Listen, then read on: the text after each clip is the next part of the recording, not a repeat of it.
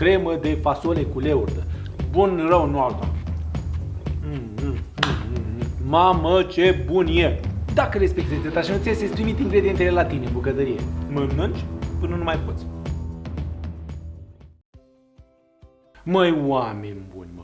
Care ați fost de ați cules leurda și mare, că eu n-am găsit decât de asta mărunțăcă. M-am dus și eu picoclaurile astea de prin pădurile Bușumului și abia și-am găsit niște leurdică de asta mică. Am luat că trebuia să fac o rețetă minunată, trebuia să aduc acasă usturoi de ăsta sălbatic și să-l pregătesc într-o rețetă nemaipomenită, tot de post. Că vorba aia, suntem în plin post sau dacă nu ți-i post și ești vegan, ei bine, rețeta asta ți se potrivește. Așa că în cele și urmează n-am să fac decât o minunăție de fasole, nici nu știu cum să-i spun, făcăluită, bătută, cremă.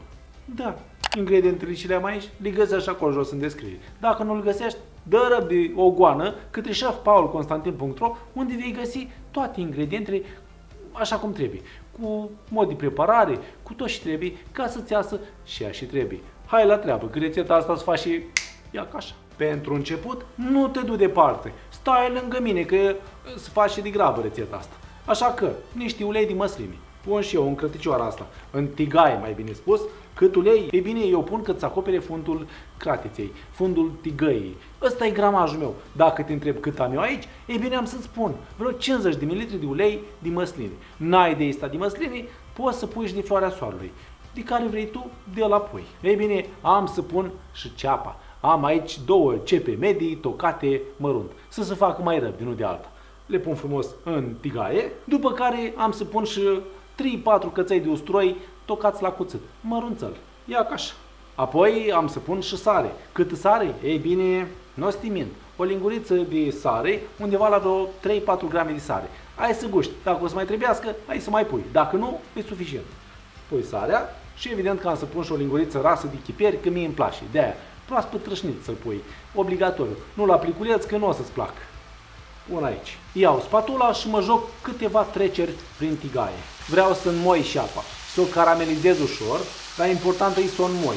Și ai să vezi și fac o mică șmecherie ca să fie ceea ce trebuie. Să nu mă judeci greșit, cum că am prăjit ceapa și am stricat bunătate de fasole. Da, fasolea, dacă nu știi cum să o pregătești, am vreo 2 rețete de ciorbă de fasole de la zero.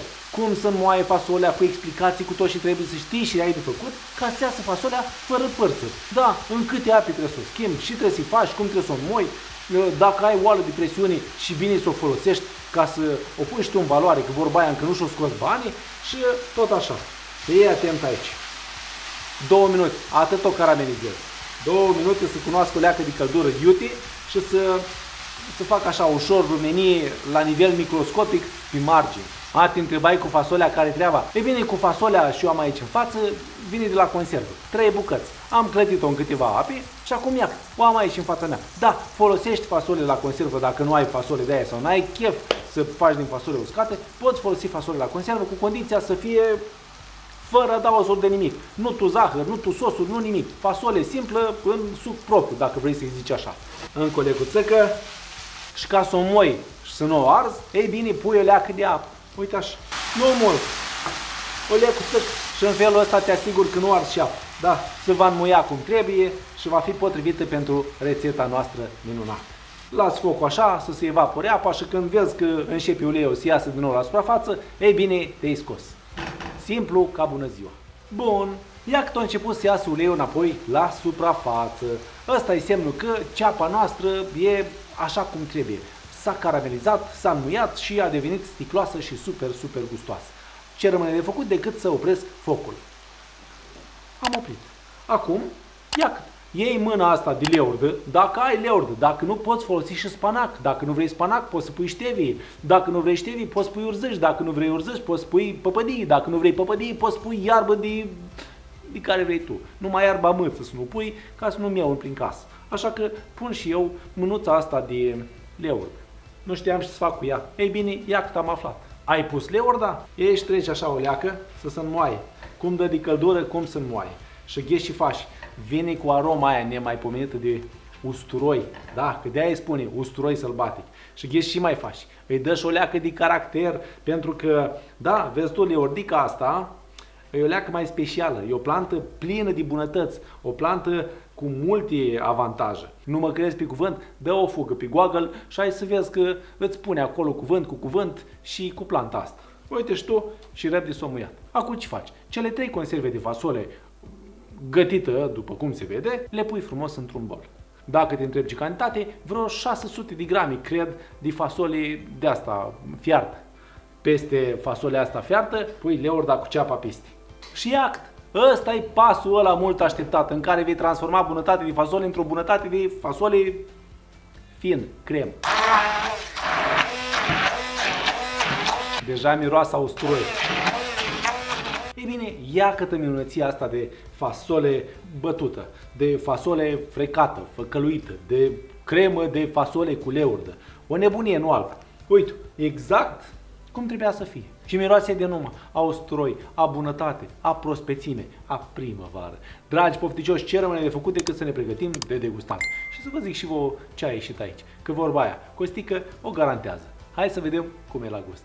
Stimații mei pofticioși, iată, am făcut o fasolică nemaipomenită. Și nu-i humus, e fasole cu leordă. Leordă de-a noastră, usturoi sălbatic, dragilor. Haideți să vedem ce a ieșit aici, dacă e ce trebuie sau nu, că sincer spun, nu mai pot de poftă. Iar dacă te întrebi ce caută ardeiul ăsta roșu lângă, ei bine, îți spun doar atât. Am și eu vreo săptămână jumate de când m-am decis să mai iau o leacă de pauză de la pâine. Nu de la aia de casă, ci de la aia cumpărat. Că, na, cam vede. Și trebuie să țin și eu cont, că altfel mă fac cât masa. Și nu vreau. Nu vreau. Trebuie să-mi păstrez dimensiunile, să intru în cămăș, că altfel am pus-o.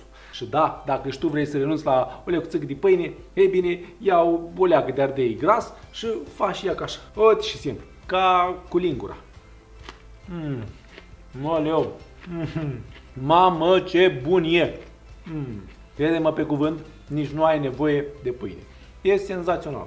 E de-a dreptul incredibil. Se simte atât usturoiul domestic cât și cel sălbatic. Cum merge cu uleiul de măsline, bine nemaipomenit. Da, trebuie să recunosc că e o rețetă pe cinste. Și nu fug de grăsimi. Nu, fug de pâine, dar nu fug de grăsimi. Iar uleiul de măsline e o grăsime nemaipomenită. Așa că, dacă ai, folosește-l. Bun rău, nu alta. E bine, dragilor, de așa ceva nu aveți cum vă sătura. E din calea afară de gustoasă, din calea afară de gustoasă. Și dacă te întrebai ce să mai mănânci în post, e bine, ia-că de aici o rețetă de fasole cu leurdă senzațională. Pui și usturoi domestic și usturoi sălbatic. Să mai iau o leacă că tare bun. Și cât de și te îngrași. Ei bine, ia-te, de la bunătăți, nu de altă. M-am urcat pe cântar și mi-a făcut cruși. Hai, încă o gură și gata. Asta. Dragilor, ce să vă mai spun? Decât că vă mulțumesc că v-ați uitat până la final, vă mulțumesc că sunteți alături de mine ca de fiecare dată, că vă plac rețetele mele, că îmi dați cu like, cu share, cu comentarii, că mă apreciați pe pagina de Facebook, că mă urmăriți pe TikTok și Instagram, că îmi dați cu abonare pe canalul de YouTube și mai nou că mă vizitați pe chefpaulconstantin.ro, acolo unde rețetele precum aceasta e trecută pas cu pas cu ingrediente, cu mod de preparare, cu tot ce trebuie să-ți iasă ceea ce trebuie. Iar până data viitoare, când ne vor revedea cu o nouă rețetă super delicioasă, rămâi flămând de amintiri mereu pofticios cu gândul la bunătatea asta de fasolică bătută cu leurdă. Eu te-am pupat, te-am îmbrățișat și să ne auzim fericiți și data viitoare. Pa, pa și toate cele bune. Un deliciu, nu alta. Un deliciu. Un deliciu.